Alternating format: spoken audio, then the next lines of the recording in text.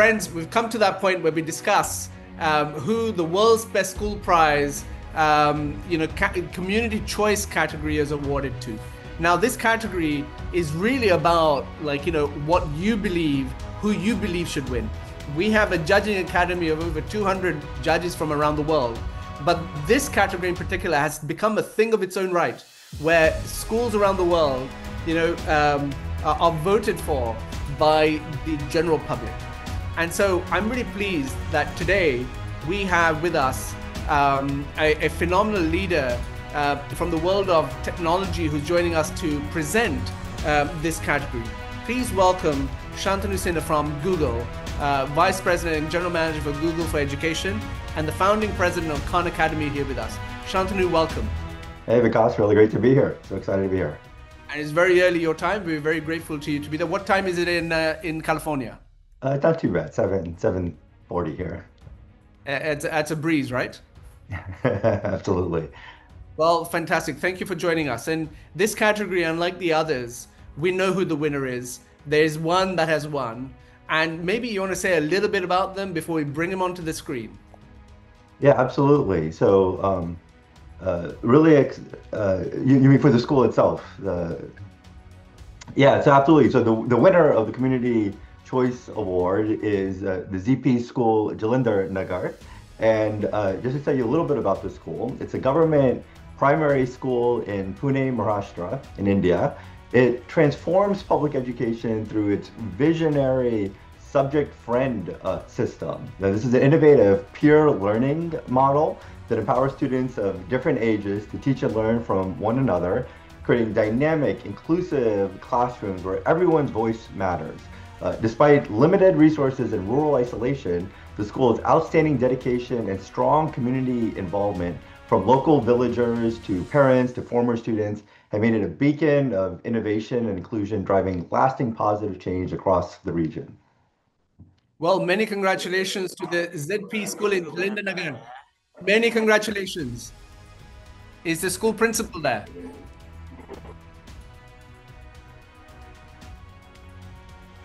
We need better technology, Shantanu. What do we do in this world? I know, it's global. It's amazing that we can do this. Many congratulations. ZP School in Jalinder Nagar. Many congratulations.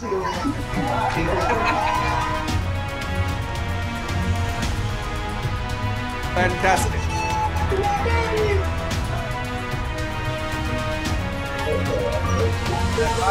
Look at this, Shantanu. Amazing. It's amazing.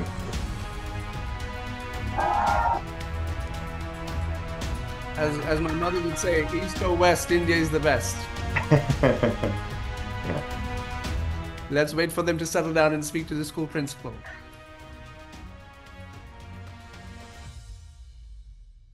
There.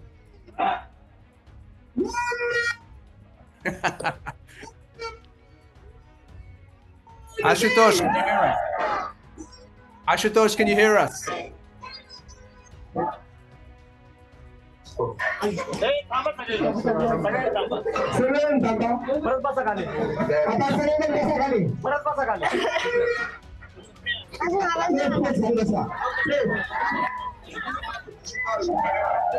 Pixelated.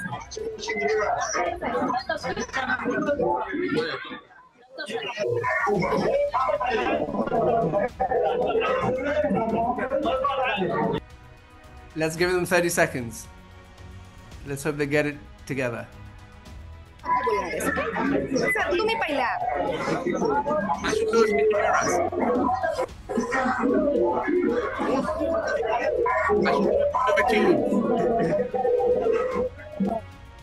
Please say a few words. Thank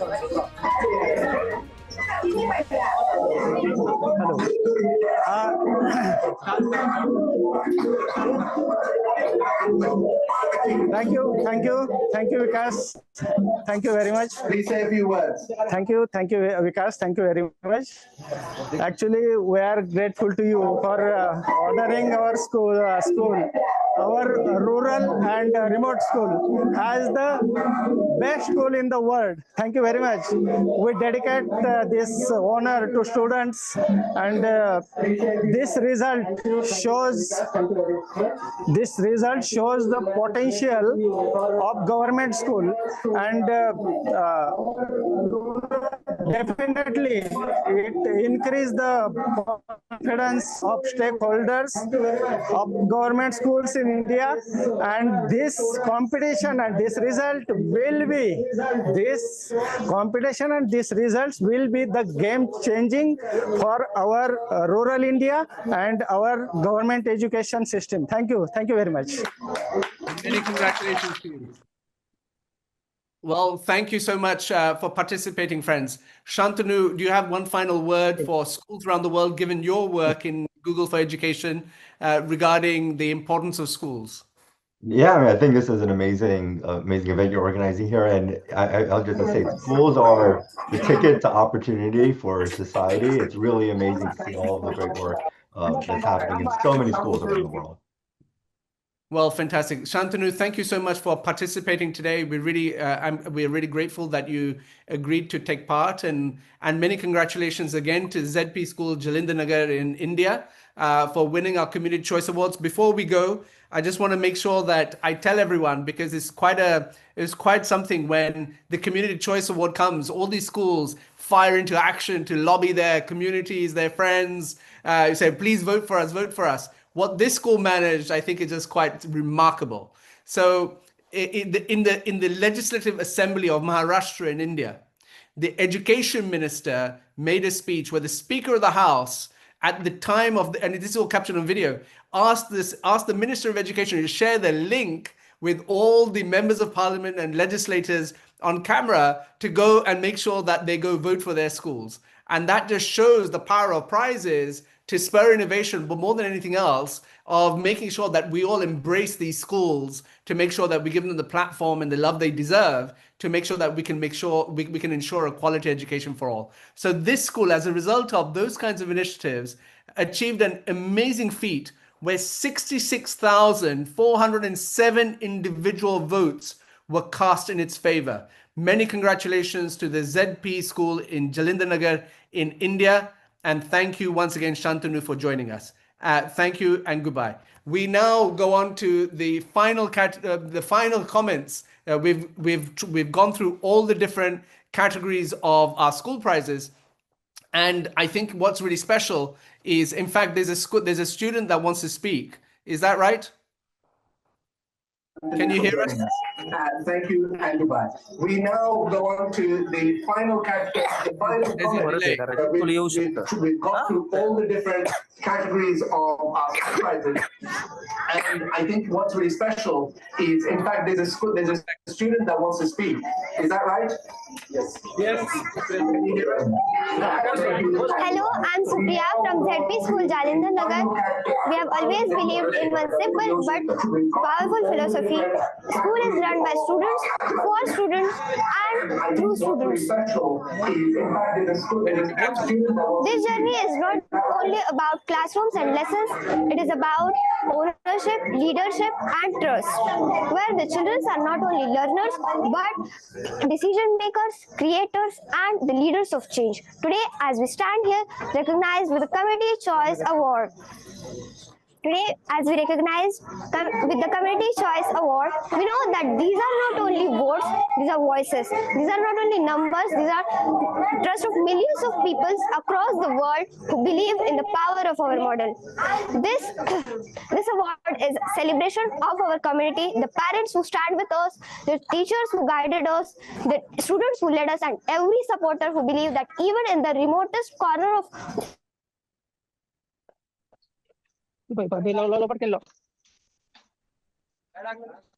spirit of community, and to the great idea that education is highest, strongest when it is shared, inclusive, and student-led.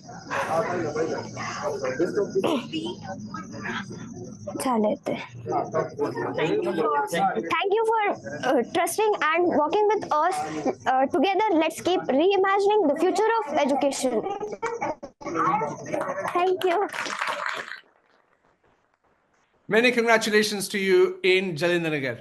And well done, young lady.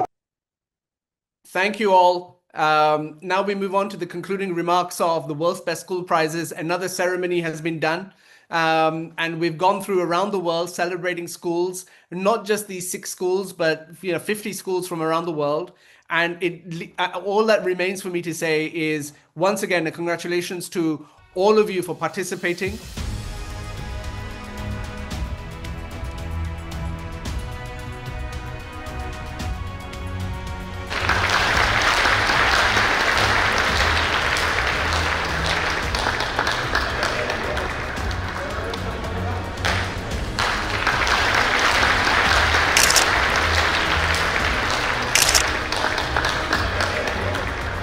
आपल्या आजच्या या शैक्षणिक परिषद परिसंवादामध्ये उपस्थित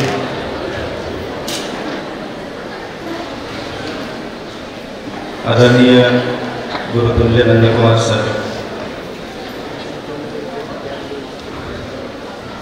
इतक्या वर्ष वेगवेगळ्या ठिकाणी जाऊन संवाद साधतोय, पण पहिल्यांदा त्या मतदारसंघातल्या शाळेंसाठी तिथल्या आमदारांनी असा कार्यक्रम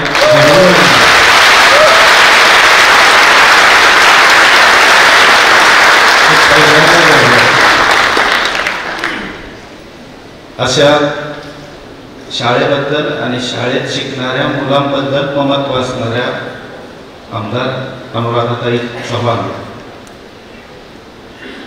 आणि त्यांच्या प्रयत्नांना किंवा त्यांच्या विचारांना पाठबळ देण्याचं काम जे करतायत ते अतुलजी चव्हाण सर,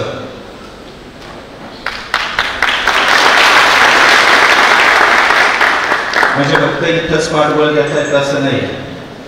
मला फोनवर बोलताना सांगितलं तिकडे काही पाहिजे तर सांगा.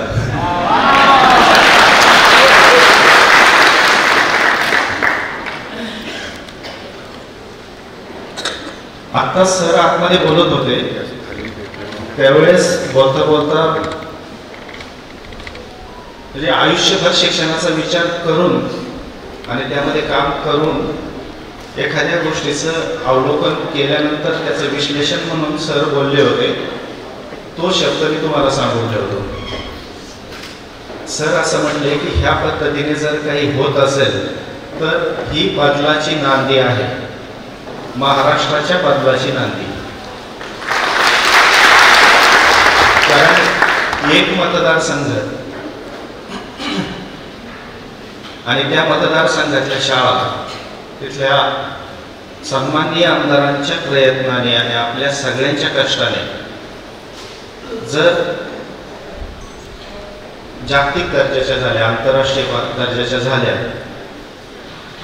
तर एक मतदारसंघ म्हणजे एक तालुका आहे. मला वाटतं 2 तालुके आहेत आणि केंद्राच्या पातळीवर, बेटाच्या पातळीवर ह्या गोष्टी घडलेल्या आहेत या अगोदर. पण 2 तालुक्यांमध्ये जर हे काम उभं राहिलं तर हे काम आज ज्या गोष्टी आपल्याला शक्य वाटतात त्या शक्यतेच्या परिघात येतील आणि ॲटोम मोडवर जाईल हे सगळं आणि महाराष्ट्रामध्ये हे काम आपोआप असं उभं राहील. ह्यासाठी म्हणजे काय असतं ना, जर असं काही घडणार असेल तर तो संकेत पण असतोय. काही चांगल्या गोष्टी घडणार असतील तर आपोआप जुळून जातं सगळं, आणि चांगल्या गोष्टी जर घडणार असतील, इथं जे घडणार आहे हे जर महाराष्ट्रभर जाणार असेल, खरोखरच जर उदय काळ आला असेल आपल्या पोरांचा तर तो नक्की होईल. पण एक गोष्ट यातली मला सगळ्यात महत्वाची वाटते ती कोणती, तर प्रत्येक गोष्टीला धारण करायला किंवा कारणीभूत असायला जे कोणीतरी असावं लागतं ते तुम्ही आम्ही. आपलं हे नशीब आहे, आपलं हे भाग्य आहे. आणि हे सगळं होईल कसं, तर इथं आल्यानंतर जो पहिला संवाद आमचा झाला, आदरणीय अतुलजी चव्हाण सर म्हटले की ह्या दोन्ही आपल्या मतदारसंघातल्या सगळ्या शाळा आपल्याला आदर्श शाळा करायच्या ते होईल का? आणि मी सहज म्हणून गेलो सर ते फार सोपं आहे. तो शब्द आदरणीय नंदकुमार सरांनी पकडला आणि त्याच्यावर नंतर बरंच विश्लेषण झालं. माझ्या बोलण्याची सुरुवात करताना ही गोष्ट मी आपल्याला सांगतो, एकतर आपण भाग्यवान आहेत, आपण ह्या फार महत्वाच्या आणि मोठ्या कामामध्ये सहभागी असू, आपण पायोनियर असू. आणि दुसरी गोष्ट अजून ठामपणाने सांगतो की अशा आदर्श शाळा उभं करणं हे खरोखरच फार सोपं काम आहे. आणि दोन शाळा उभ्या केल्यानंतर ही गोष्ट मी सांगतोय. अर्थात अजून 2 शाळा आहेत, पण त्या 2 शाळा तेवढ्या प्रकाशामध्ये आलेल्या नव्हत्या. मला माझ्या आतापर्यंतच्या 29 वर्षाच्या सेवेमध्ये जे 4 शाळा त्यामध्ये काम करण्याची मला संधी मिळाली, त्या 4ही शाळा या दर्जाच्या झालेल्या आहेत.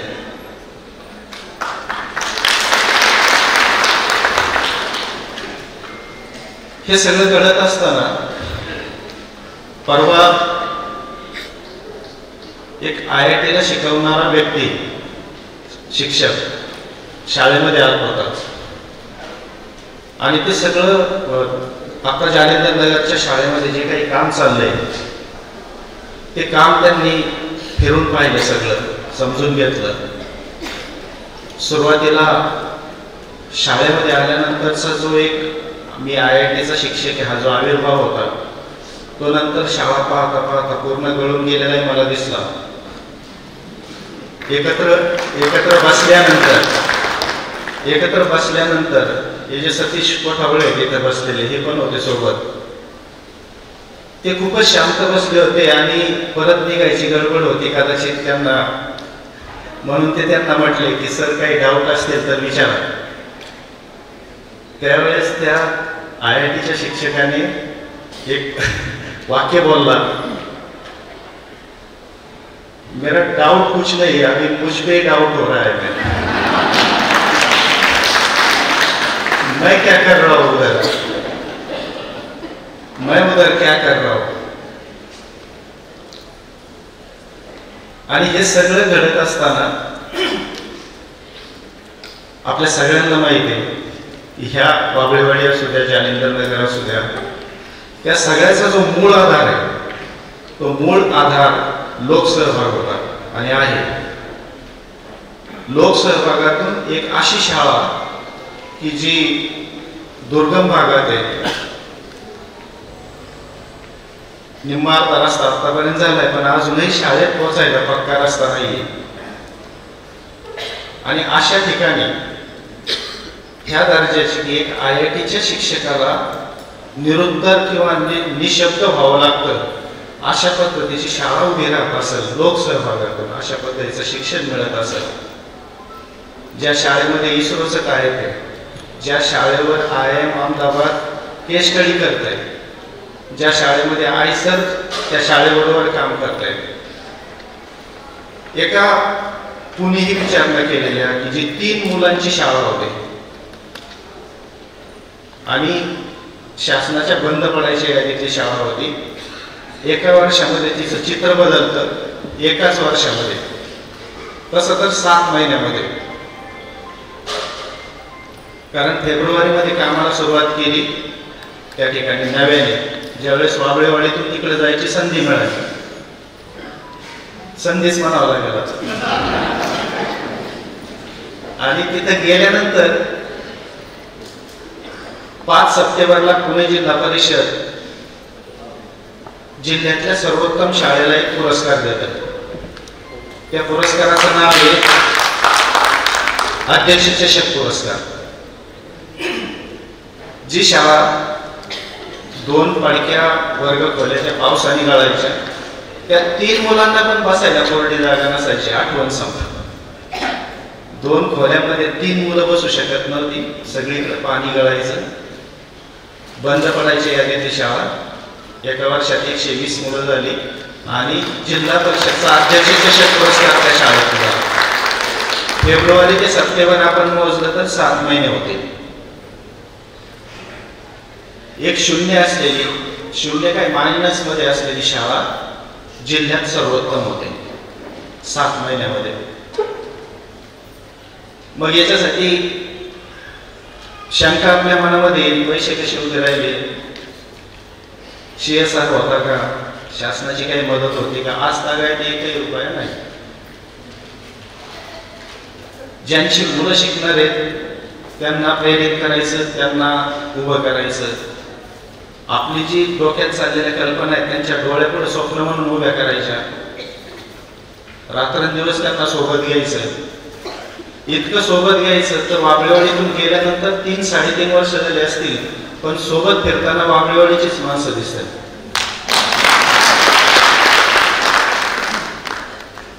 इतकं सोबत घ्यायचं.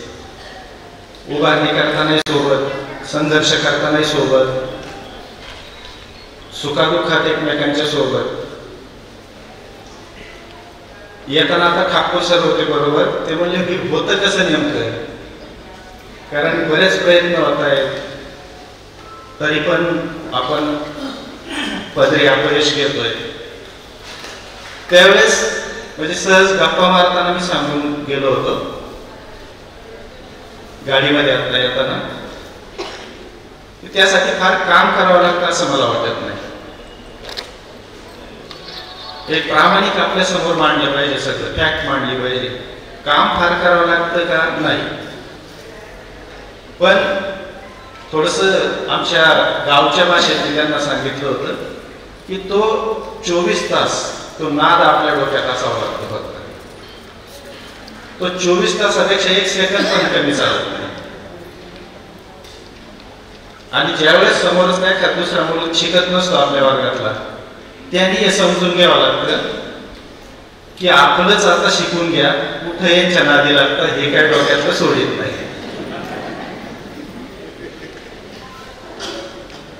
आपण ठरवलं आणि आपल्या कामाला योग्य दिशा असली, ज्याला आपण शिक्षण पद्धती म्हणतो, आणि सातत्य असलं, ज्याला आपल्या भाषेमध्ये नाद म्हटलं, त्या गोष्टीचं एकत्रीकरण झालं तर कुठलंही काम फार कष्ट न करता उभं राहू शकतं. आपल्याला ज्या आता समस्या आहेत असं आपण म्हणतो. आणि मगाची एक आठवण अर्धी राहिली सांगायची. ज्यावेळेस त्या IITच्या शिक्षकांसोबत आम्ही परत येत होतो, त्यांनी मला एक प्रश्न विचारला की अशा शाळा सगळीकडे उभ्या राहण्यासाठी सगळ्यात महत्वाची भूमिका कोणाची असते? तुमच्या मनात आता जे उत्तर आले तेच मी त्याला दिलं. मी म्हणलं शिक्षक, तोच करू शकतो. आज होत का नाही त्याला कारण कोण? आता उत्तर सांगायची गरज नाही. आपण सगळं इथे कुटुंब बसलोय आणि आपल्यामध्ये बोलतोय, कारण खरोखर शाळा अशा जर उभ्या करायच्या असतील तर फक्त शिक्षक करू शकतो. त्याची इच्छाशक्ती असेल तर तो सगळ्याला उभं करतो, तो गावाला उभं करतो, तो मुलांना उभं करतो, तो सगळ्यांना उभं करतो. आणि सोप्या पद्धती पण शोधतो. वाबळेवाडी ज्या वेळेस उभी राहत होते, वाबळेवाडी उभी राहत असताना सुरुवातीची 32 मुलं आणि 2 शिक्षक. आदरणीय निलेश सरांनी आपल्याला इथं सकाळपासून त्या गोष्टी स्टेप बाय स्टेप सांगितलेल्या असतील. कसं स्वतःच्या पातळीवर आपण आधी काम सुरू केलं पाहिजे. ते काम झालं. शाळेची महती सगळीकडे गेली.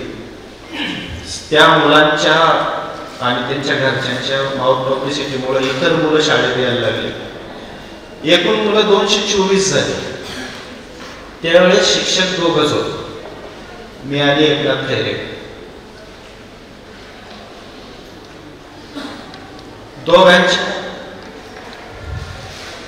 दोघांच्या कामामुळं आता आपण मनात असा विचार करू की 224 मुलं, 8 वर्ग आणि 2 शिक्षक, हे शाळा नेमकी चालवायची कशी? तर एक स्ट्रक्चर असं डोक्यात येईल की वारे गुरुजी एकनाथला म्हणलं असेल तू मागच्या दारावर थांब, मी पुढच्या दारावर थांबतो. इथे जे कोणी आत आलंय त्याला फक्त बाहेर सोडायचं नाही संध्याकाळ. असं काही झालं असेल, पण नाही. त्याच काळात वाबळेवाडीची शाळा, आपलं जे शैक्षणिक गुणवत्ता विकास कार्यक्रम म्हणून जो एक प्रोग्राम होता, 200 मार्कांचं गुणांकन असायचं आणि त्याच्यामध्ये स्पर्धा असायची शेवट. तर पुणे जिल्ह्यामध्ये वाबळेवाडीची शाळा सलग 3 वर्ष पहिले आली होती त्याच काळात. याच्यामध्ये म्हणजे वैयक्तिक काही अचिव्हमेंट सांगायचा अजिबात उद्देश नाही, मला ते आवडत पण नाही, नाईलाज असतो. फक्त हे घडू शकतं मला आपल्याला सांगायचं आहे, तो आत्मविश्वास द्यायचा आहे. 224 मुलं 8 वर्ग आणि 2 शिक्षक असताना कुठलाही सबब न सांगता, कुठलीही तक्रार न करता ती शाळा अशी उभी राहते की ती सलग 3 वर्ष पुणे जिल्ह्यामध्ये पहिली असते. ह्या सगळ्या गोष्टी ज्यावेळेस आपण पाहतो, त्याच्यानंतर मग आदरणीय सर शिक्षण सचिव होते. त्यांचा एक दिवस मला फोन आला. मी शाळा सोडून शनिवारचा मला वाटते चाललो होतो, शाळेचे थोडंसं अंतर गेलो होतो 1 किलोमीटर, आणि फोन आला मला. सरांचा नंबर माझ्याकडे सेव्ह होता. मी गाडी बाजूला उभी केली आणि फोनवर बोलायला लागलो. सुरुवातीची ओळख झाली. सर म्हटले तू असं असं करतोय, तू अशी शाळा केली का? मी हो म्हणत गेलो. तू मला सांगितलं का नाही? मी म्हटलं नाही सर, नाही सांगितलं, थोडं काम बाकी होतं मग सांगणार. तू वेळ आहे का रे? अशा काही गोष्टी समोर आल्या. अशा काही गोष्टींचं इतरांना उपयोग झाला पाहिजे हा सरांचा उद्देश होता. आणि सरांनी अशीच माणसं एकत्रित जोडून एक साखळी तयार करून राज्यभरचे काम उभं केलं. त्यानंतर आजही शिक्षण म्हटलं की सरांचा उल्लेख झाल्याशिवाय, सरांच्या नियोजनाचा उल्लेख झाल्याशिवाय ती चर्चा संपत नाही. त्याला कारण ते वाबळेवाडीचा त्यानंतर आंतरराष्ट्रीय शाळा प्रकल्प आला. आंतरराष्ट्रीय शाळा प्रकल्पामध्ये ही शाळा सहभागी झाली, तिची निवड झाली. सुरुवातीच्या ज्या ओजस शाळा होत्या त्याच्यामध्ये या शाळेची निवड झाली. पुढं काचेची इमारत उभी राहिली आर्ट ऑफ लिव्हिंगच्या माध्यमातून. बँक ऑफ न्यूयॉर्कने ती इमारत उभी करून दिली, पण त्यातही वाबळेवाडीच्या ग्रामस्थांनी एक अशी आट ठेवली होती, संपूर्ण इमारत आम्ही तुमच्याकडून घेणार नाही, फाउंडेशन पर्यंतचा खर्च आम्ही करू आणि राहिलेलं तुम्ही करा. याला कारणही तसंच आहे की एक स्वामित्वाची ओनरशिप म्हणतो आपण त्याला, ती भावना प्रत्येकामध्ये असली पाहिजे. सरकारी शाळा मोठ्या झाल्या तर फक्त लोकसहभागातूनच मोठ्या होतील. समजा इतर काही कारणातून एखादी शाळा मोठी झाली तर ती शाश्वत टिकण्यासाठी लोकसहभागच आवश्यक असेल. आणि हेच सगळं मनामध्ये ठेवून आम्ही तिथं काम पुढं चालू ठेवलं. 721 पर्यंत मुलं गेली पटसंख्या. आणि ज्यावेळेस असं बोललं जायचं की सरकारी शाळा अडचणीत आहेत, खाजगी शाळा आता या सरकारी शाळेला खाऊन टाकते, हे सगळं जाणीवपूर्वक बोललं जातं. बरं, आपल्या ज्या चुका आहेत सरकारी शाळांच्या असलेल्या किंवा नसलेल्या, हे मार्च, एप्रिल, मे आणि जून ह्या 4 महिन्यातच फार प्रसिद्धीला येतात. आपण नीट त्याचं हे पहा. आता काही झालं तरी मोठ्या बातम्या लागायच्या नाहीत आपल्या शाळेच्या, पण मार्च, एप्रिल, मे, जून हा ऍडमिशनचा काळ असतो. कशा सरकारी शाळा चुकीच्या आहे हे आणलं जातं जाणीवपूर्वक समोर, आणि कशी आपली पटसंख्या दुसरीकडे जाईल हे पाहिलं जातं. फार एक वेगळ्या पद्धतीची बुद्धी तिथं काम करीत असते. आणि आपण सजग नसतो. आपण सजग नसल्यामुळं आपण कितीही प्रामाणिक असलो तरी आपण कधी कधी अप्रामाणिक आपल्याला ठरवलं जातं. आपण कितीही कष्ट करत असलो तरी ह्या विस्कळीतपणामुळे आणि सजग नसल्यामुळे आपल्याला दुय्यम दर्जाचं स्थान मिळालेलं आहे पूर्वीपासून. मग चांगल्या शाळा कोणत्या, तर खाजगी शाळा चांगल्या, आणि मग त्यानंतर सरकारी शाळा. खाजगी शाळांमध्ये आधी शहरातल्या खाजगी शाळा चांगल्या, मग गावाकडच्या खाजगी शाळा चांगल्या, आणि मग आपला नंबर. हा एक जाणीवपूर्वक चाललेला तो कटाचा भाग असतो. आपण फार सरळ मार्गे आपल्या लक्षात येत नाही की असं काही चालू असू शकेल म्हणून. पण आमच्या वाबळेवाडी प्रकरणातही हेच दागेदोरे होते. त्यामुळं सगळ्यांनी ती सजगता आपल्यामध्ये आणून आणि प्रामाणिक कष्टाला कोणी नाकारू शकत नाही ही भूमिका डोक्यात ठेवून एकत्रित प्रयत्न ज्यावेळेस आपल्या सगळ्यांचे होते शाळांसाठी, त्यावेळेस आपण फार मोठं काहीतरी उभं करू शकतो. आणि हे राज्याला दाखवण्याची संधी फुलंब्री मतदारसंघाला आलेली ही फार मोठी गोष्ट आहे.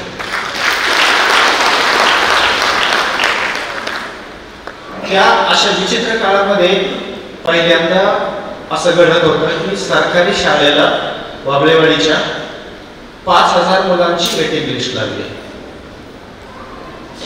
5,000 मुलांची वेटिंग लिस्ट एका मराठी माध्यमाच्या सरकारी शाळेला लागू शकते. आम्ही तर जाणीवपूर्वक आलेल्या व्हिजिटर्सला सांगायचो की आजूबाजूला 2-2.5-3 किलोमीटरवर 17-18 खाजगी शाळा आहेत CBSE ICSEच्या. तिथं जा, कोणत्याही शाळेचा, तिथं खेळणाऱ्या पळणाऱ्या कुठल्याही मुलाला थांबवा, त्याला त्याचं नाव विचारा, तो जे नाव सांगेल ते आमच्या वेटिंग लिस्टला आम्ही दाखवून देतो. हे फक्त आत्मविश्वास देण्यासाठीच आमचं काम होतं. 2-3 खाजगी शाळा बंद पडल्या, त्यात एक शाळा जी बंद पडलेली होती नको त्याची होती.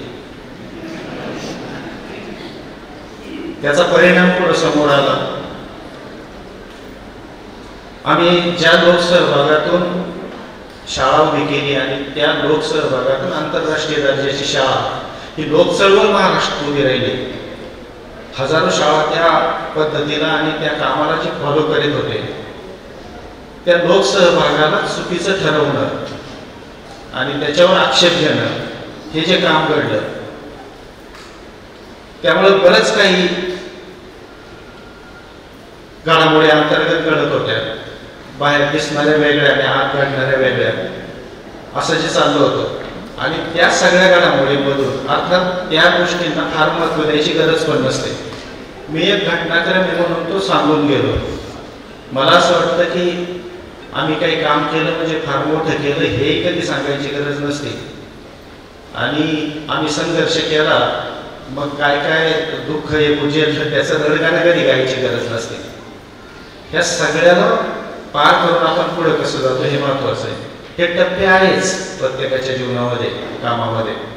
तुम्ही काही चांगलं करायला लागले की त्याच्यामध्ये जर संकट नाही आलं तर समजून घ्यायचं आपलं काम अजून चांगलं नाही.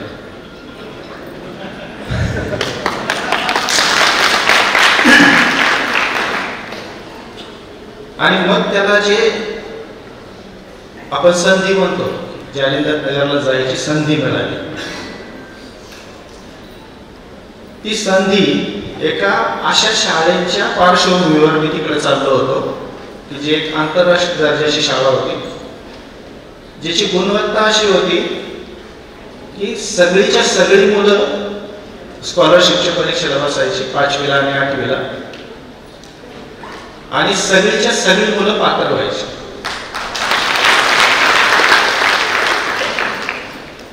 तो 100% निकाल आणि त्याचा मंत्र आदरणीय साहेबांकडून आपण घेतलेला आहे सगळ्यांनी. आणि जवळपास म्हणजे मी स्कॉलरशिप का सांगतोय की आपल्या प्राथमिक शाळेच्या पातळीवर गुणवत्ता मोजण्यासाठी ऑथेंटिक तीच एक परीक्षा आहे म्हणून. मग जर स्कॉलरशिपच्या परीक्षेत बसलेलं मूल उत्तीर्ण होत असेल, पात्र होत असेल, तर त्या सगळ्या क्षमता तो घेऊन पुढे चाललाय असा त्याचा अर्थ होता. आणि त्या बसलेल्या मुलातली 80-85% मुलं तरी स्कॉलरशिपच्या मेरिट लिस्ट मध्ये असायची. ही त्या शाळेची 11 वर्षाची सलग गुणवत्ता, 10 ते 11 वर्षाची. आजही तीच परंपरा चालू आहे. त्या शाळेतली मुलं ज्यावेळेस पुढे निघली 8वीच्या नंतर, त्यांनाही जशा आम्हाला शिक्षक म्हणून अडचणी आल्या, त्याही मुलांना काही अडचणी आल्या. मात्र त्यांच्या सोबत आम्ही होतो. NIOS म्हणून जे आपलं केंद्र सरकारचं ओपन स्कूलिंगचं बोर्ड असतं, त्याच्यामध्ये त्यांची मग ऍडमिशन केली आम्ही. 9वीत असताना त्यांनी 10वीची परीक्षा दिली, 10वीत असताना 12वीची परीक्षा दिली आणि 11वीत असताना त्यांनी एंट्रन्स दिली. 28 मुलांची पहिली बॅच होती. काही मुलं लॉ करायला गेली, काही संगीत शिकायला गेली आणि जी 10 मुलं त्यांनी JEE दिली. मला गुणवत्ता सांगायची आणि सेल्फ लर्निंग, सेल्फ स्टडी याच्यामधली गुणवत्ता सांगायची. ही मुलं कुठल्याही शाळेत नाही आहेत हे पहिलं आपण समजून घेऊ. ही मुलं कुठल्याही कोचिंग क्लासला गेलेली नाही आहेत आणि त्यांनी JEE ची परीक्षा दिली. 10च्या 10 मुलं मेन्स मधून ऍडव्हान्सला सिलेक्ट झाली आणि ऍडव्हान्सची परीक्षा दिल्यानंतर जो निकाल आला त्यातली 3 मुलं IIT ला सिलेक्ट झाली होती, 7 मुलं NIT ला सिलेक्ट झाली होती. सुपर 30 वाल्या आनंद कुमार सरांचा मला फोन आला होता त्यावेळेस की आमच्यापेक्षा तुमचा निकाल मोठा आहे. याला कारण असं की आम्ही परीक्षा घेऊन मुलं सिलेक्ट करतो आणि तुमची रॅन्डम एका वर्गातली मुलं आहेत. हे होऊ शकतं. अशा गुणवत्तेच्या शाळेतून ज्यावेळेस नेमणूक होते आपली, दुर्गम भागातली एक शाळा, तिथं 3 मुलं, ती शासनाच्या बंद पडायच्या यादीतली, आवर्जून ती शाळा आपल्याला दिली जाते. का तर ती शाळा बंद पडल्यानंतर यांचे परत हाल होतील, हे आणखी परत कुठेतरी जातील.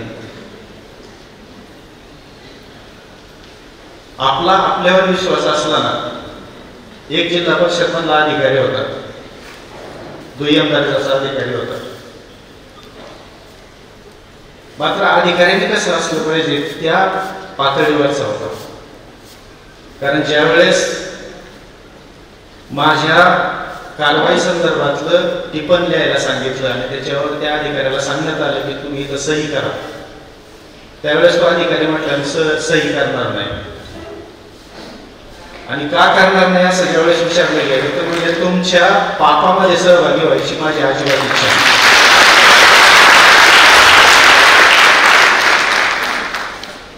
आपण एखाद्या माणसाकडे पाहून सगळ्या व्यवस्थेला नाव ठेवण्यात अर्थ नसतो. मग आम्ही आल्या सरांनी ओळख करून देताना म्हटलं की व्यवस्थेने असं केलं तरी पण यांनी असं परत काम उभं केलं, व्यवस्थेत नाही केलं. त्या व्यवस्थेमध्ये 1-2 चुकीच्या माणसांनी केलं. दोष व्यवस्थेचा कधी नसतो, त्याला कसं मनुष्यबळ पुरवलंय आपण. पुन्हा मागाच्या गोष्टीवर आलं की जर काही चुकीचं घडत असेल तर त्यालाही जबाबदार आपणच. तर त्या 1-2 चुकीच्या माणसांकडे न पाहता अशी काही बरीचशी माणसं असतात चांगली की जे आपली कामाची आणि आपली कदर करणारे असतात. तर त्यावेळेस त्यांनी मला सांगितलं की तुम्हाला अशा शाळेवर दिलं जातंय की तिथं तुम्हाला काही भविष्य नाही पुढं, आणि याचं फार वाईट वाटतंय म्हटलं मला. त्यावेळेस मी त्यांना सांगितलं होतं की भविष्यावर विश्वास ठेवत नाही, मी सक्षम माझं भविष्य घालवायला. आणि जी शाळा आता बंद पडणार आहे पुढच्या वर्षी, मी सांगतो आज मी जे बोलतोय पुढच्या वर्षी मी करून दाखवतो. आणि तिथं 3 मुलं होती, तिथे 120 मुलं केली. ज्या जिल्हा परिषदने त्या अधिकाऱ्याने निलंबन करून मला त्या शाळेत पाठवलं होतं, अध्यक्षाचे शेत द्यायला उपस्थित नाही राहता आले, लाजल्यासारखं झालं असेल.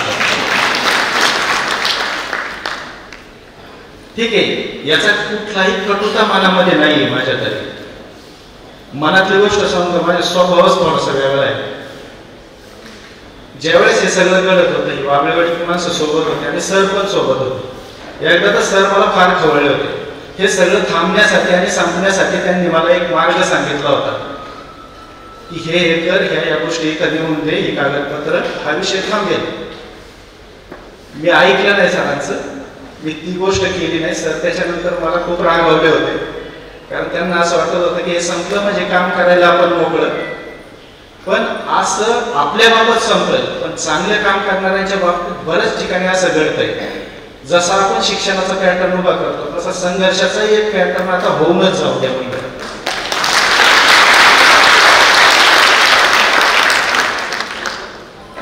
पहिल्या दिवसापासून आम्ही ठरवून ठेवलं होतं की शेवट कसा आणि कुठं आणि कोणी करायचंय. त्या शाळेमध्ये गेल्यानंतर जे काही घडलं आता त्या गोष्टी सांगण्यासाठी फार वेळ लागेल. मला वाटतं व्हिडिओ पोहोचलाय आपल्याकडे. हा, आपण तो चालू करू. ती शाळा पाहू जालिंदर नगरची वाबळेवाडीची.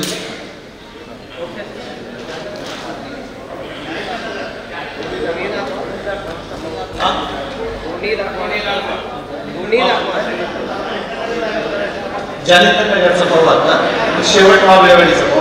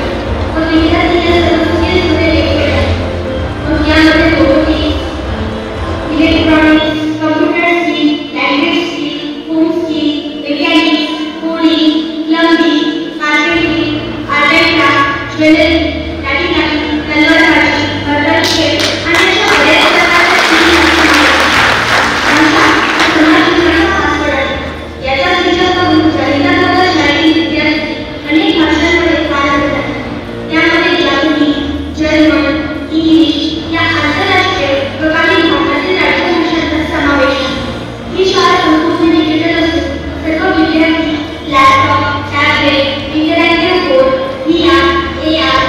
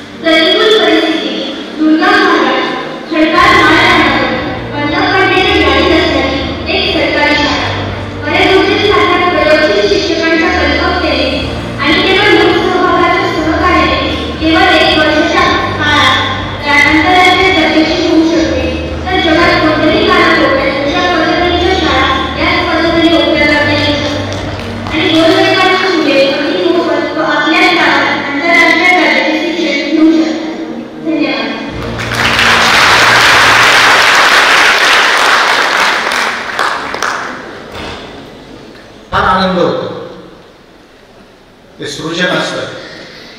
रोज झालेला बदल पाहताना मग तो शाळेमधला असू द्या किंवा मुलांच्या मधला असू द्या, जगात इतका मोठा आनंद कशातच नाही हे आपण समजून घेतलं पाहिजे. थोडाफार वेळ जास्त द्यावा लागला असेल, द्यायला लागू शकतो, कारण काम संपलं तरच दिवस संपला असं आपल्याला ठरवून घ्यावं लागतं. पण ॲव्हरेज जर वर्षाचं काढलं तर दिवसाला अर्धा तास जास्त दिला असेल फार तर. मग अर्ध्या तासासाठी अर्धा तास लवकर जाऊन घडलं असतं माझ्या आयुष्यामध्ये की मी रोज अर्धा तास जास्त दिलाय आणि त्यामुळे जर मी वारेपूरची झालोय तर अर्धा तास लवकर जाऊन असं माझ्या आयुष्यात मला काय मिळालं असतं. जो व्यवहारी माणूस आहे, ज्याला फायदा तोटा कळतो, तो माणूस नक्की म्हणाल की नाही शाळेतच वेळ दिला पाहिजे. ती जी समाजामध्ये मिळणारी किंमत आहे, ते जे समाधान आहे वैयक्तिक आपल्याला मिळणार. आपण पगारासाठी महिनाभर वाट पाहतो, पुरस्कारासाठी वर्षानुवर्ष पाहतो, समाधानासाठी वाट पाहायची गरज नाही, रोज संध्याकाळी मिळते.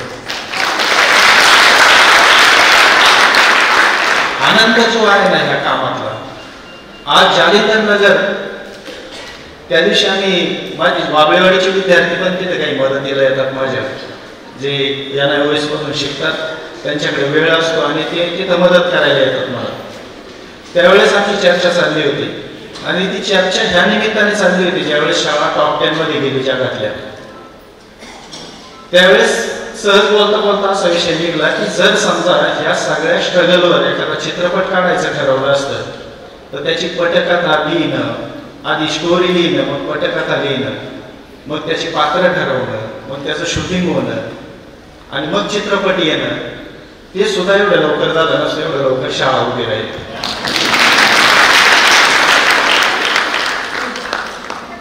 फक्त शाळेचंच काम चाललं होतं का? असंही नाही. त्याच्या मधल्या काळामध्ये बरंच असं काही काम केलंय की शिक्षणासोबत संघर्षाचा पण पॅटर्न कसा असू शकतो हे दाखवून द्यायचं काम केलं. आणि कशी काही माणसं असतात की त्यांच्या लक्षात येत नाही आपण चूक करतोय आणि स्वतःचा इगो सांभाळण्यासाठी कुठंतरी तक्रारी करणं किंवा इतर काही गोष्टींमध्ये ज्यांचं काम चालू असतं, आपण किती मोठं नुकसान करतोय कदाचित त्यांना त्यावेळेस ते लक्षात येत नाही. पण ज्या भाषेत ज्याला समजतं त्या भाषेतलाही एक उत्तराची तयारी आपली असली पाहिजे. त्यावेळेस भीती दाखवली जायची ना की तुला वारेगुरुजी करील. जर विचार केला शिक्षक म्हणून तर आपण मी असं म्हटलो असतो नवीन शाळेत गेल्यावर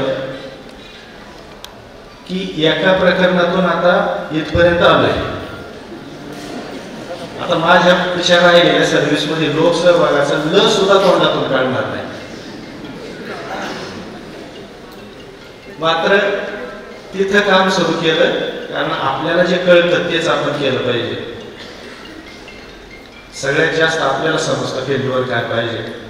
तिथं काम लोकसहभागातूनच परत उभं केलं. आणि ज्यावेळेस अध्यक्ष चषक मिळाला होता त्यावेळेस एक बातमी आली होती पुण्यातून आणि त्या बातमीमध्ये त्यांनी पत्रकारांनी तिथल्या मला फोन केला होता की तुमचं स्टेटमेंट याच्यामध्ये मला पाहिजे.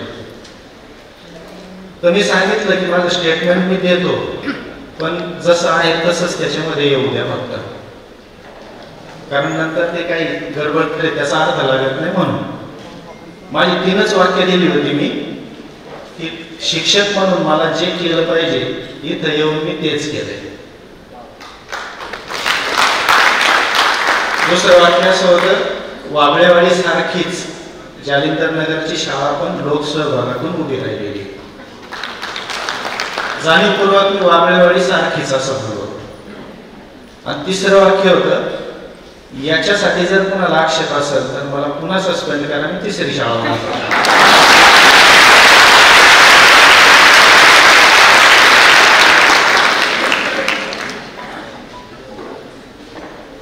त्याच्यानंतर ज्यावेळेस आपण ही सगळी आव्हानं पेलून पुढे जातो त्यानंतर फारशा अडचणी उरत नाहीत. ते जाहिरातीतलं काय असू द्या, पण ते वाक्य खरे, डर के आगे जीत है. थांबायचं नसतं. फक्त आपण म्हणतो की सत्याने मी जिंकतं, सत्याने, आदर्शवादी बोलतो ना, सत्याने मी जिंकतं. मला असं वाटतं ते असंच जिंकत नाही. सत्य ही निर्जीव वस्तू आहे.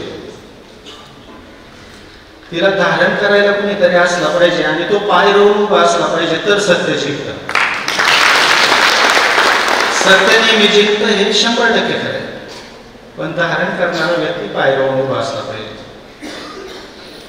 ह्या सगळ्या पार्श्वभूमीतून लोकसहभागावरचा जो आक्षेप होता, किंवा तुझा वारे गुरुजी करेल, किंवा जे चुकीचे भ्रम होते, आमच्या तिकडे काही शाळांनी काय केलं त्यावेळेस शासन आपल्याला सांगतं ना की लोकसहभागातून तुम्ही काय केलं ते आम्हाला सांगा. तर बरेचसे आपण त्या गोष्टी देतो त्यांना, हे लोकसहभागातून केलं, ते केलं, त्याचं रेकॉर्ड ठेवतो. त्या ठेवलेल्या रेकॉर्डला बदलायचं काम शाळांमध्ये चालू होतं. ज्यांनी लोकसहभाग दिला होता आणि लोकसहभाग आम्ही केला असा पण रेकॉर्ड शाळेमध्ये त्यांनी ठेवलं होतं, त्या लोकांनी लोकसहभाग केलेल्या माणसांना परत बोलवलं होतं आणि ह्या लोकसहभाग नाही असं लिहून घेतलं होतं. ह्या सगळ्या म्हणजे एखादा चुकीचा माणूस असेल तिथं, पण त्याने काही गोष्ट केली म्हणून आपण जी गरजेची गोष्ट आहे ती सोडून देण्याचा अर्थ नसतो. त्या लोकसहभागाला जागतिक पातळीवरची एक स्पर्धा, T4 एज्युकेशन नावाची जी संस्था आहे, वर्ल्ड बेस्ट स्कूल, जगातली सर्वोत्तम शाळा निवडण्यासाठी ती स्पर्धा असते. आणि तिचे 5 सेगमेंट होते. त्याच्यामध्ये एक लोकसहभाग होता, एक पर्यावरणावरचं कामाचा सेगमेंट होता, दुसरा ॲडव्हर्स परिस्थिती, विपरीत परिस्थितीवर मात करून तुम्ही कशी शाळा उभी केली त्या संदर्भातला होता, एक लाईव्हलीहूडचा होता. ह्या सगळ्या कुठल्याही याच्या सेगमेंटमध्ये भाग घेऊन जालिंदर नगरची शाळा पुढे जाऊ शकत होती. पण ह्या स्पर्धेमध्ये भाग घेताना मी जाणीवपूर्वक निवड केली लोकसहभागाची. लोकसहभागातून शाळेचा विकास कसा झाला आणि त्यातून नेमकं काय घडतं, लोकांच्या मानसिकतेवर कसा त्याच्यामुळे बदल होतो, मुलांच्या मानसिकतेवर कसा बदल होतो, शिक्षणात कसा बदल होतो, जगामध्ये कुठल्याही ठिकाणी हे वापरणं कसं सहज शक्य आहे, त्या सगळ्या गोष्टी त्यातून पुढे यायला पाहिजे होत्या, त्यातून येत होत्या. आणि त्या स्पर्धेमध्ये मी ज्यावेळेस ती बातमी वाचली होती त्यावेळेस दिल्लीची एक खाजगी शाळा आहे, इंटरनॅशनल स्कूल होती, तिचं नाव रायन इंटरनॅशनल स्कूल होतं. ती ह्या टॉप 10 मध्ये आली होती आणि त्या टॉप 10 मध्ये आल्याची बातमी वाचली होती. त्या शाळांची माहिती मी पाहिली, त्या स्पर्धेची माहिती घेतली आणि सहज मनात एक गोष्ट येऊन गेली की सरकारी शाळा म्हणून आपण बरंच काही काम करतो आणि आपण फक्त सरकारी शाळेच्या पातळीवरच त्याचा विचार करतो. त्याच्या पलीकडे जाऊन जगात आपण नेमकं कुठं आहोत ह्या गोष्टी कशा सिद्ध होते. ह्या स्पर्धेमध्ये आपण सहभागी होऊ. किमान आपण कुठपर्यंत हे आपल्याला समजत, पुढे जाण्यासाठी काय केलं पाहिजे हे आपल्याला समजेल. जी एक कम्युनिटी तयार होईल, त्याचं जे शेअरिंग होईल, त्याच्यामध्ये वेगवेगळ्या कल्पना आपल्याला मिळतील, त्या मॉडिफाय करून आपल्या शाळेमध्ये कशा राबवता येतील याच्यावर आपल्याला काम करता येईल असा एक विचार मनात ठेवून त्या स्पर्धेमध्ये सहभाग घेतला जालिंदर नगरच्या शाळेत. योगायोगाने प्रत्येक टप्प्यामध्ये आपण पुढे जात राहिलो. मी एक दिवस त्यांना विचारलं होतं की याच्यात किती शाळा सहभागी असतात. ते म्हणजे लाखो शाळा सहभागी असतात आणि तुमच्या भारत देशातूनच कमीत कमी लाखभर शाळा असतील म्हटले. आणि सरकारी शाळा एकमेव होती ही महत्वाची गोष्ट आहे. सगळ्या खाजगी शाळा त्याच्यामध्ये प्रत्येक टप्प्यावर आम्हाला असं वाटायचं की आज ह्या टप्प्यात बाहेर पडतोय का, त्या टप्प्यात बाहेर पडतोय का. पण आपण पुढे जात राहिलो, मुलाखतीपर्यंत पोहोचलो जी सेकंड लास्ट असते. आणि मुलाखतीला पोहोचल्यानंतर ज्या पद्धतीची मुलाखत झाली, अर्जेंटिनामधून ती मुलाखत घेतली गेली आमची, ज्या पद्धतीने ती मुलाखत झाली, ज्या पद्धतीने चर्चा झाली आणि आम्ही सांगत असताना समोरची माणसं ज्या पद्धतीने प्रभावित होत, कधी कधी असं असतं बघा, वाघाचा बछडा असतो ना, तो बकऱ्यांच्या कळपात राहिला लहानपणापासून, तर तो त्या बकऱ्याच्या कोकरासारखं मेमन म्हणतात आमच्याकडे. पण ज्यावेळेस त्याला खरी ओळख होते त्याची, मग ती कळी निघते. आपल्याला सतत दुय्यम स्थानावर ठेवलेलं आहे, आपल्यावर सगळ्या बाजूने तो बडीमार केलेला आहे, आणि मग आपणही तसंच समजून घेतलेलं आहे. हे फेकून देण्याची वेळ आता आलेली आहे. जर लाखो सरकारी शाळा या स्पर्धेमध्ये सहभागी होत्या, तर मग ज्यावेळेस टॉप 10चा निकाल जाहीर झाला, त्यावेळेस भारतातली एकमेव शाळा या टॉप 10 मध्ये होती, ती सरकारी शाळा होती. हे कसं काय? जालिंदर नगरची शाळा टॉप 10 मध्ये आली. त्यानंतर मग अशी मी सांगितलेले शाळेच्या पातळीवरचे क्रायटेरिया आणि पब्लिक वोटिंगचा एक क्रायटेरिया शेवटच्या टप्प्यात आला. त्या 5 सेगमेंटमध्ये अशा 10 शाळा निवडल्या गेल्या, आणि त्या 50 शाळांमध्ये पब्लिक वोटिंग हा एक शेवटचा क्रायटेरिया राहिला. जास्तीत जास्त मतदान कोणत्या शाळेला होईल, आता ती शाळा अंतिम निवडीत जाईल. जगात सर्वोत्तम ठरेल. पुन्हा एकदा आपल्या सगळ्यांच्या माध्यमातून, आपल्या सगळ्यांच्या प्रयत्नातून एक सरकारी शाळा पुढे जाते म्हटल्यानंतर महाराष्ट्रभरातून शिक्षकांनी जो ड्राईव्ह त्या मतदानाचा चालवला, म्हणजे खरं तर समस्त आपल्या सगळ्यांचं मी आभार व्यक्त करतो की ही एका दुसऱ्याचं काम नव्हतं. ज्या पद्धतीने ते मतदान घडलं, एक सरकारी शाळा म्हणून घडलं, नंतर एक भारतीय शाळा जगात पहिली आली पाहिजे म्हणून घडलं. डिक्लेरेशन 30 सप्टेंबरला आहे, पण अनऑफिशियल ज्या गोष्टी कानावर आलेल्या आहेत ते आपल्यात म्हणून इथं मी सांगतो, त्या जाहीर नाहीत करायच्या. पण तिथल्याच एका असिस्टंट लेवलच्या रँक मधल्या माणसाने सांगितलं की राहिलेल्या 49 शाळांची जी मतं मिळालेली त्यांना, ती सगळ्यांची एकत्र केली तरी तुमची शाळा कितीतरी पटीने जास्त.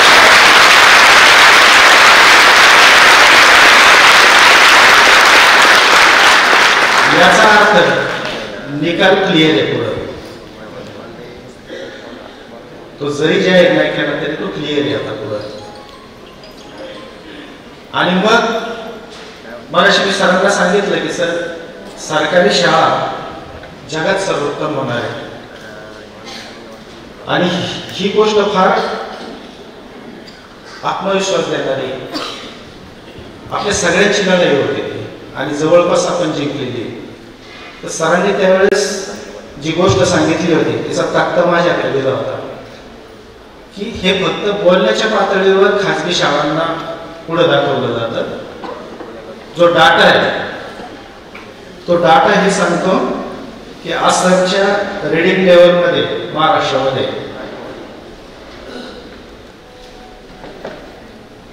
ह्या वर्षाचा जरी आपण निकाल पाहिला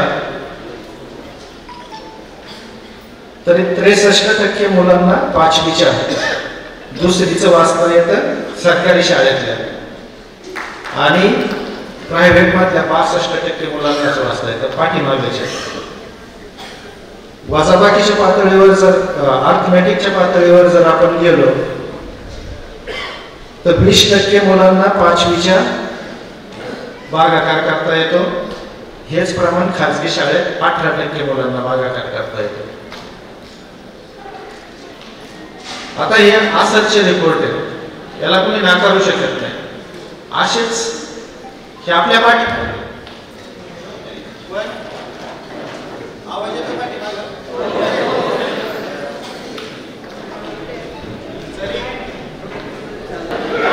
रिपोर्टच्या पातळीवर आपण पाहतोय खाजगी शाळा आपल्या पाठीमागायच्या, तरी सुद्धा आपण 63% आणि ते 62% इथं समाधान न मानता आपण 100%वर कधी आणि कसं जाऊ, ह्या गोष्टीचा आपण सगळ्यांनी आता विचार केला पाहिजे. राहिला प्रश्न एक आंतरराष्ट्रीय दर्जाची शाळा ती कशी उभी राहिली पाहिजे आणि त्यासाठी आपण कसा विचार केला पाहिजे याबद्दल एक महत्वाची गोष्ट मी आता तुम्हाला सांगणार. वाबळेवाडीत काम उभं राहिलं. वाबळेवाडीतून जालिंदर नगरला गेलो, तिथं काम उभं राहिलं. मला मध्यंतरीच्या काळामध्ये असं विचार मनामध्ये यायचा की आपण कुठं जायचं का, कोणत्या शाळा पाहायच्या का, अजून काही वाचायचं का, समजून घ्यायचं का. पण त्यावेळेस मी कटाक्षाने ही गोष्ट टाळली. म्हणलं जोपर्यंत आपल्या डोक्यामध्ये काही चालू आहे आणि ते बाहेर येत नाही सगळं, तोपर्यंत आपण थांबलं पाहिजे आणि ते झाल्यानंतर आपण बाहेर पडू. मागच्या जानेवारीमध्ये टॉप 10 साठी आपली शाळा सहभागी करून दिली. ते काम पूर्ण झालं आणि मुंबईला एक ट्रेनिंग प्रोग्राम होता. आपल्या सगळ्यांसाठी ही फार महत्वाची गोष्ट आहे. ते ट्रेनिंग प्रोग्राम असा होता की 8 वेगवेगळ्या प्रकारच्या शिक्षण पद्धती जगातल्या अल्टरनेटिव्ह एज्युकेशन सिस्टीमच्या त्या 8 पद्धतींच्या 8 शाळा, रोज एक शाळा पाहिजे.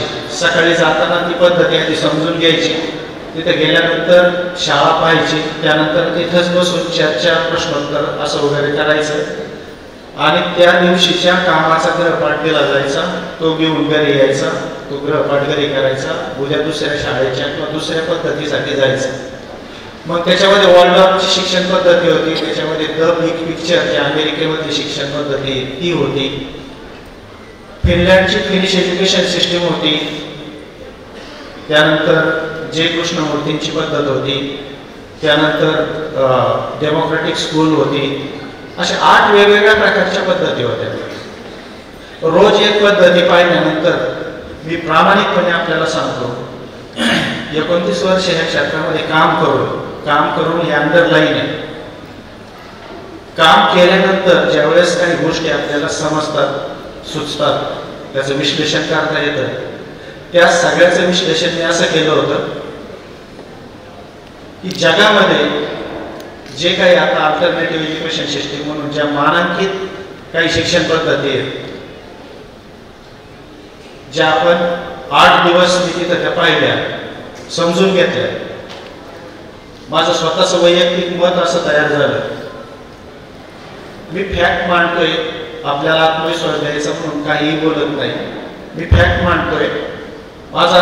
मला एक गोष्ट तिथं समजली की ह्या सगळ्या मंडळींना, सगळ्या 8ही शिक्षण पद्धतींच्या त्या कार्यकर्त्यांना शिक्षणाचा हत्ती समजलेलंच नाही.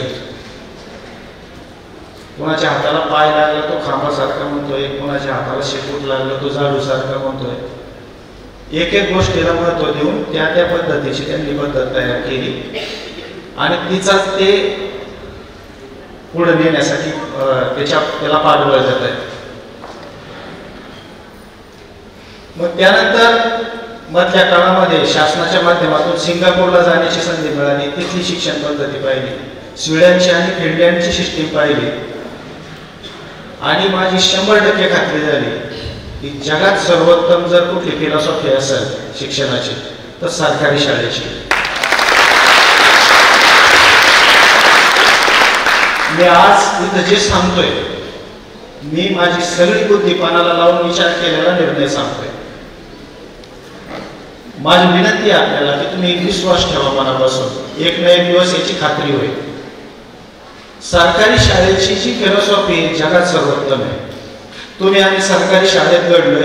आज आपलं राज्य आणि देश चालवणारी माणसं पण सरकारी शाळेत घडलेली आहेत. त्यात अधिकारी असतील, पदाधिकारी असतील किंवा वेगवेगळ्या सामाजिक संघटनांमध्ये काम करणारी माणसं, ही सगळी सरकारी शाळेत तयार झालेली आहेत. तिथं आपण फक्त लिहायला, वाचायला आणि गणित करायला नाही शिकलेलो, तिथं आपलं आयुष्य घडलेलं आहे, तिथं आपली जडणघडण झालेली आहे आणि जिथं जडणघडण होती तिथं फिलॉसॉफी असल्याशिवाय जडणघडण होत नाही.